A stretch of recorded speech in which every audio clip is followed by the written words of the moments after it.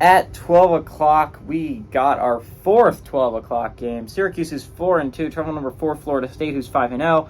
Florida State favored by 17.5 points on ABC. I'd like to point out the comparison from this week to last week, right? Last week, you only had 3 noon games really with ranked opponents in them. But they were all 3 such phenomenally interesting football games, right? Like, just right off the bat, Red River Rivalry's an awesome rivalry, and it deserves to be on noon and on Fox every single year.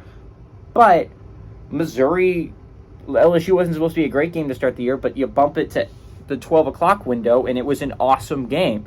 The Maryland-Ohio State game, I think a lot of people could have foreseen that being a little bit close, and Maryland outplayed Ohio State for like 3 quarters. Unfortunately, Ohio State outplayed them in that last quarter, and that's how they got the win, but that still was a really good football game. So we had 3 great football games at the noon window. Between ranked teams, you could argue the Rutgers-Wisconsin game wasn't super boring, but again, it was on Peacock, and it was Rutgers-Wisconsin. No one was super excited for that game. But we have 5 playoff-eligible football teams playing today. One of them is playing a team over 500. That's it. Every other team is below 500 except for this game. This is the closest spread game. It is still 3 possessions. It's not a great noon window. But Syracuse is 4-2. Travel number 4, Florida State is 5-0. Florida State favored by 17.5 on ABC.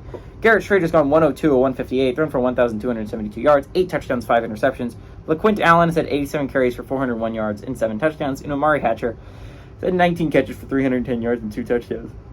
Jordan Travis for the Seminoles got 92 of 145, thrown for 1,198 yards, 12 touchdowns, 1 interception. Trey Benson has had 51 carries for 399 yards and 6 touchdowns. And Johnny Wilson's had 20 catches for 357 yards and set 2 touchdowns. Florida State's 13-2 against the 'Cuse all time. Last 3 games against Florida State from 2019 to 2022. Syracuse has never gone on the road and beaten Florida State. Not a great sign. And I was excited about the 'Cuse when they were 4-0, right? And they did this last year, and I guess they're going to keep doing it. But they moved to 4-0 or 5-0, and you're like, oh my God, is this a good football team? Is the 'Cuse going to compete in the ACC this year? Because you look at it, and you're like, there's some good teams in the ACC this year. There's 3 undefeated right now, but Miami and Duke are playing good football. Is the 'Cuse one of those? Is it like a top 6 team? Is it going to start playing? And then it's the 'Cuse. They played a good, decent Clemson team, and they got their butts kicked. And then they played a good UNC team, and they got their butts kicked more. Not a great Syracuse team. And this is a good Florida State team.